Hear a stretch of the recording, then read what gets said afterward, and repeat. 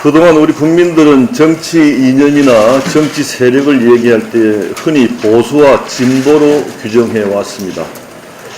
지금 많은 국민들은 이러한 정치 인식을 바탕으로 오늘날 대한민국의 영광을 만들었던 보수가 괴멸되었다는 소리까지 들을 정도의 위기에 처해 있다고 이야기하고 있습니다.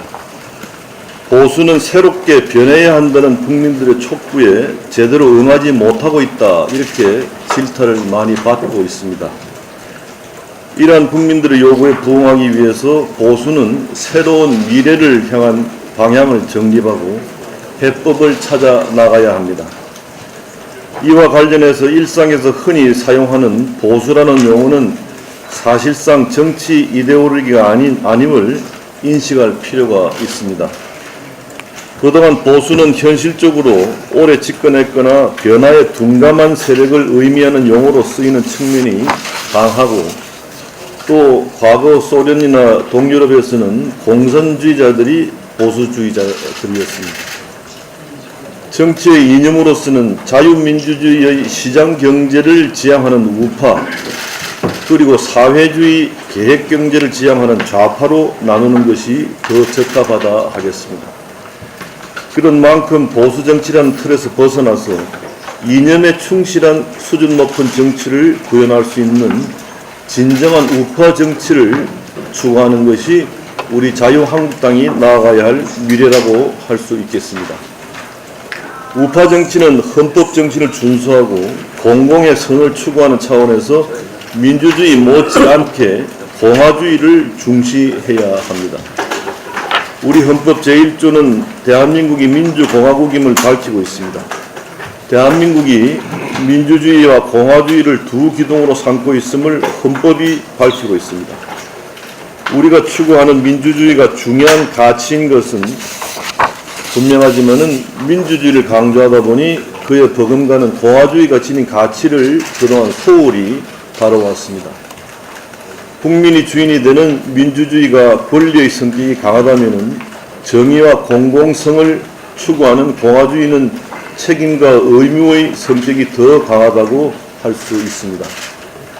권리와 의무가 균형을 이루어갈 때 시민사회가 건강해지고 국가는 국론 분열 없이 안정과 번영을 이뤄낼 수 있습니다. 오늘 주제 발표를 맡으신 김주성 전 한국교원대 총장님께서도 말씀해 주시겠습니다마는 민주주의는 자칫 포퓰리즘 정치로 흐를 수가 있습니다. 지금 그렇게 되어가고 있습니다.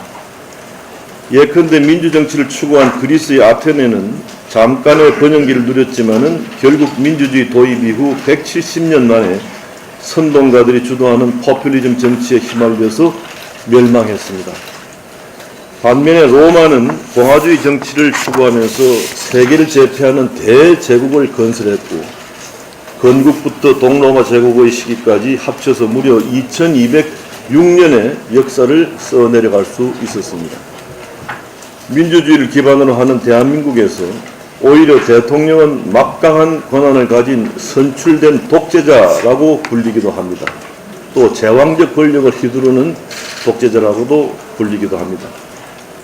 현재의 헌법하에서 선출된 6명, 또 그 전에 전두환 대통령까지 합치면 7명의 전 대통령은 모두 본인의 의사와 관계없이 제왕적 권력을 누리다가 불행한 결말을 맞았습니다. 문재인 대통령 그렇게 되지 않기를 바라지만은 이것은 두고 볼 일입니다. 견제와 균형을 중시하는 공화주의는 이러한 민주주의의 결정을 보완하고 절대 권력의 출현을 막는 역할을 합니다. 입법부, 행정부, 사법부가 함께 국정을 이끌어가는 삼권 분립도 공화주의 정신이 입각해 만들어졌습니다.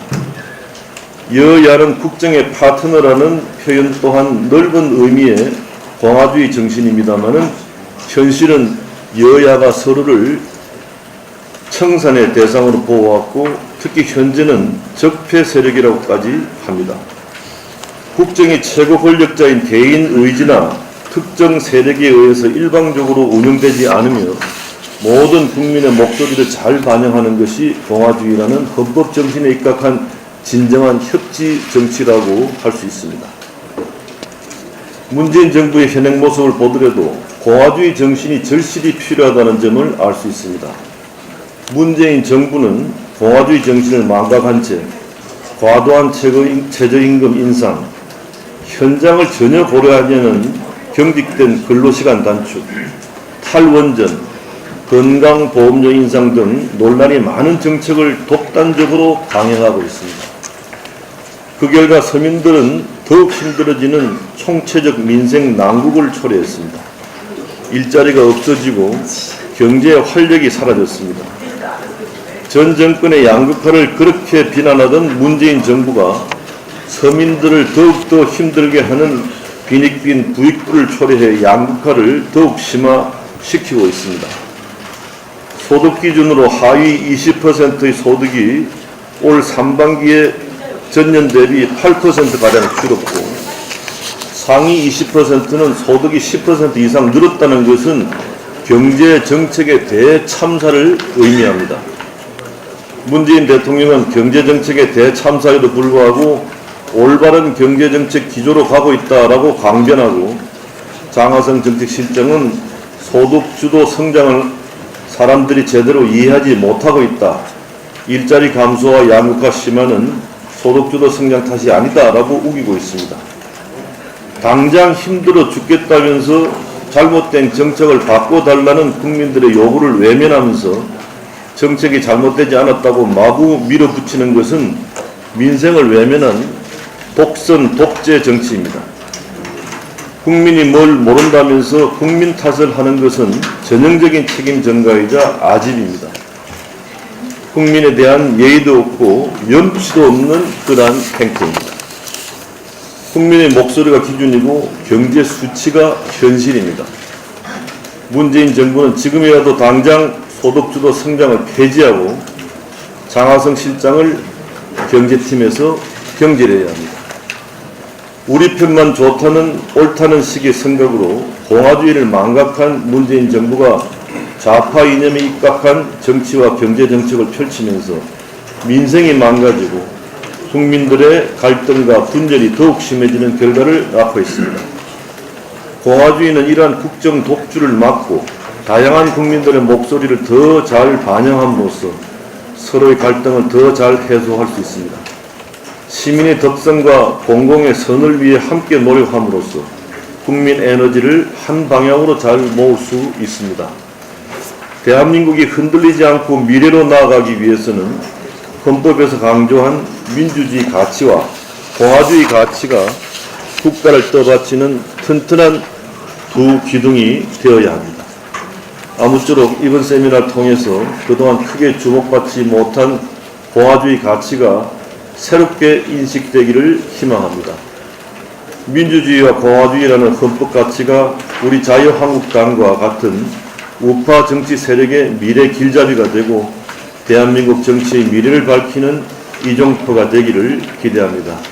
오늘 이 세미나를 위해서 바쁜 시간 내에 참여해 주신 전문가 여러분들과 참석해 주신 모든 분들께 감사의 말씀을 전합니다. 감사합니다.